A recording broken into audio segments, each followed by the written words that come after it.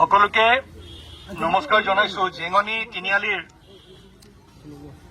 আজি সম ৰাইজক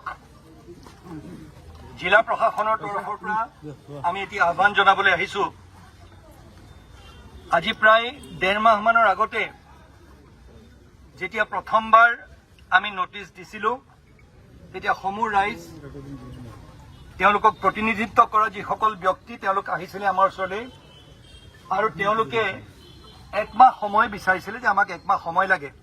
তেওঁলোকৰ লগত যেতিয়া আমি কথা পাতিছিলো, কথাখিনি বুজাই দিছিলো যে চৰকাৰী মাটি মানে চৰকাৰী মাটি, যোনখিনি আছে সেইখিনি এজন চৰকাৰী অফিচাৰ হিচাপে সেইখিনি মই পালন কৰিব লাগিব।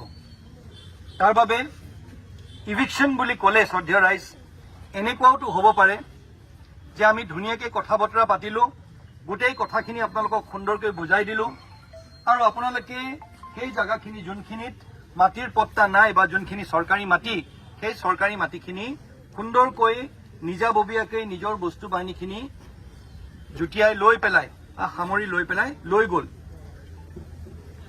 ইভিকশ্যন বুলি ক'লেই আমি আহি কাৰোবাৰ ঘৰত কোনোবাই কান্দিছে JCB এখন লৈ আমি ভাঙি দিবলৈ আমিও মানুহ, আমি বেয়া পাওঁ।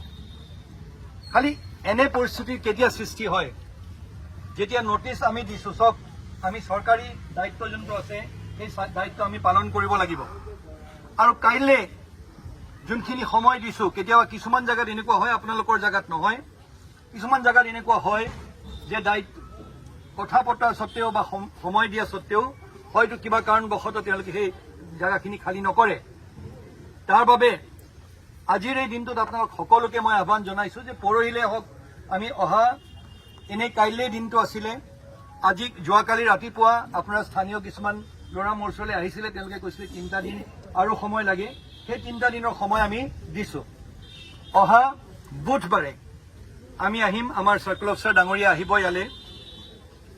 আৰু মই এইষাৰ কথা কেতিয়াও ক'ব বা মই এইখিনি মোৰ ভালো নালাগিব, পুলিচ বাহিনী এইপিনৰ পৰা লৈ আহিম, এইপিনৰ পৰা চিঞৰ বাখৰ সৃষ্টি কৰিব, কিবা এটা হ'ব, সেইটো হোৱাতকৈ আমি নিজ নিজ যি গন্তব্য স্থান আছে সেইখিনিলৈ মই ভাবো যে আপোনালোক সকলোকে মই আহ্বান জনাইছো যে যদি গুচি যায় তেতিয়াহ'লে আমাৰ নগাঁৱত তেনেকুৱা এটা অকৃতিকৰ এটা পৰিস্থিতিৰ সৃষ্টি নহ'ব।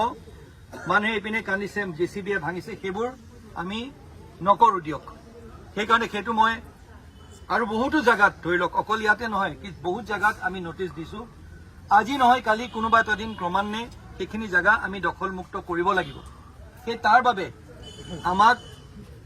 মই আপোনালোকৰ ওচৰলৈ অহাৰ মূল কাৰণটো হৈছে এইটোৱেই যে মই আহ্বান জনাব বিচাৰিছো যাতে সকলোৱে অহা পৰহিলৈ ভিতৰত যাতে এই জাগা টুকুৰা নিজৰ নিজৰ বস্তুখিনি বান্ধি পেলাই লৈ যায়।